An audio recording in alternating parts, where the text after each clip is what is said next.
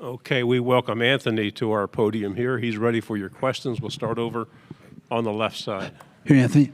Good afternoon, Anthony. AP Stedham of AP as we see it. Yeah. Anthony, what is the most complicated offense you've played against? Not the best skilled players, but the most complicated offense. Like in the SEC or just by far my timing? Both. Do both. I feel like the most complicated offense I played was Kansas my freshman year. They had ran a lot of like the triple option stuff, and it was pretty difficult. Then, other than that, I would have to say the let me think about this.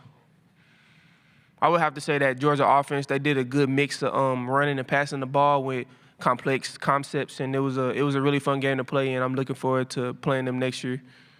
Right side, second row. Alex Byington on three. Anthony, what makes Colin Simmons so unique, special, and was there a moment you kind of knew he was a guy that could make an impact early? Yeah, from the first day of the spring ball when he came in, I knew something was going to be different about him. Just the way he can get off the football and do different stuff, the way he can bend and all that, I knew he was going to be special from one of the first couple of practices. So it's an honor to play with him, and he's going to have a great year this year. We'll go on the left side, third row. Anthony, Tyler Shaw with KBTX and College Station. What do you remember from that Texas A&M game last year, and how much are you looking forward to that rivalry at home in Austin now? I remember as a crowd. Like, the crowd was kind of crazy. It was a fun game to play for the crowd and the media. And then I remember the quarterback making some elite runs and stepping up in the pocket and making a couple good throws. So that's definitely something I know he's going to improve on going into another year. So I'm looking forward to seeing them and Ruben Owens out there. Man, I can't wait to compete against him this year. It's going to be a fun game. On the aisle here in the middle. Yeah, Anthony, Alex Miller with the Bryan College Station Eagle. Tyler kind of stole my question, but looking back on the A&M Texas game, how is that rivalry different than the OU Texas rivalry as you've been able to play in both now?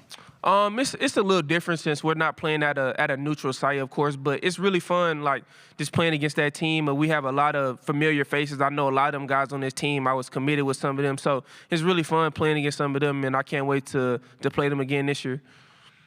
We'll go in the back on the right. Anthony Carson Field Sooners on SI. It kind of comes with the name Manning having such high expectations placed on you, but just from practicing against him, what have you seen that makes you think that he's going to be a star player at the college level?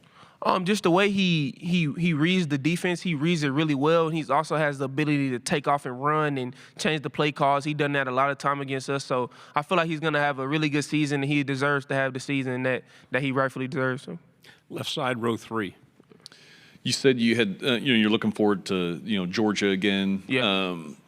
Playing them twice. They got the better of you both times. Just what'd you learn from each of those games, and then how much are you again looking forward to playing them, and then the possibility of another SEC title game? I mean, it's fun. I feel like they have a really good football team, and we want to play against the best teams in the world. So going against them is a great test for us throughout the season, and playing them in a regular season is going to be a really good game, and we know we have to play them at their house, so we're looking forward for that test, and I know it's going to be a really tough game for us, but we're ready. Middle, fourth row. Anthony, there's a lot of hype, of course, around Arch Manning this week. What do you kind of make of the outside expectations, and how do you think he does at handling those expectations? I feel like he does a really good job kind of handling some of the hype around him. He doesn't really have a social media or do any of that stuff, so I know he's going to be ready to play. I've been practicing against him for the last 3 to 4 years, so I know he's going to be ready to go and ready to play when the moments and the lights are on. Right side, second row. Sark, earlier this offseason, Sark has been on TV and discussed how active a role Arch took in the leadership. So obviously, as a backup, there's only so much you can do, but what's the difference you've seen from him this offseason in that regard versus maybe obviously his first 2 offseasons? You can see his competitive nature pop out a little bit more in the workouts and some of that. So he's coming in with an energy to lead and be a leader, and he's calling the plays like he's been back there leading the show for the last 3 years. So you can tell he took the right steps towards being a leader and learning from Quinn throughout this time of him being a backup. Just in summer workouts, we were kind of struggling with doing our Longhorn shuttles. He kind of brought the group up and gave us some motivation, pumped us up, and we went out there and kind of finished the job and executed. Left side, third row. Anthony, you had a defense that helped the team reach the playoffs last year. So if you could complete this sentence, the Texas defense will help reach the college football playoffs if. Say that one more time, please. The Texas defense will reach the college football playoffs this year if. And then, if we go out there and communicate, execute like the level we've been doing and even exceed it a little bit more, I feel like we have to communicate better than we did throughout the years, and we have to execute in some of the big moments like we haven't last year. We'll stay on the left side, third row. You guys talk about kind of expectations surrounding this team. Obviously, a lot of noise on the outside, but internally, what do you guys kind of focus on at this point, knowing you want to get back to where you were and better? Yeah, we kind of just focus on just keeping everything day by day. We going through the summer workouts right now, so we're just going to focus on that. When we get to fall camp, we're going to focus on that. Then when we get to season prep, we're going to kind of focus on that. So we want to just take everything day by day and figure out things as they go. But we want to execute and do our job. Going to go in the middle on the third row. I know you're on the defense, but when Arch came in some of those situational moments, like when he scored the touchdown against A&M, how did him having success in those moments maybe prepare him to step into this starting role now? Getting a little bit of action, of course, kind of gets you ready for the game, but it's nothing like being back there for every single play. So I feel like some of them games where Quinn was kind of hurt and he played every single moment, kind of got him ready, got him a little taste for playing some of the bigger games. Does the SEC feel like home, or is it still kind of a new home for Texas? The SEC, I wouldn't say it feels like home. This is just our second season, but we're going to go out there and just play our best and execute. We know we have some tough away games and home games this year, so we're just going to go out there and kind of just try to execute, do our job. Right side, second row.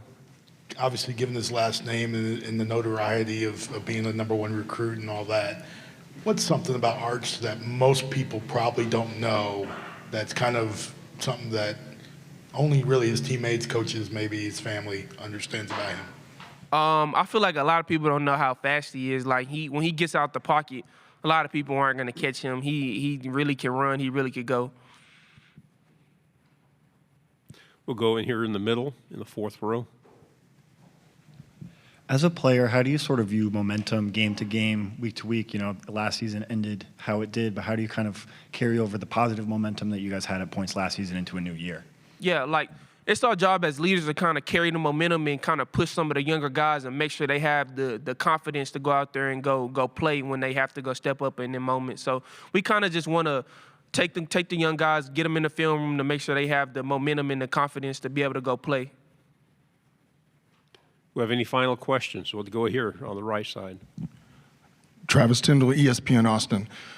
Anthony, can you tell me your feelings and the team's feelings on being able to face Ohio State after just playing them the last game?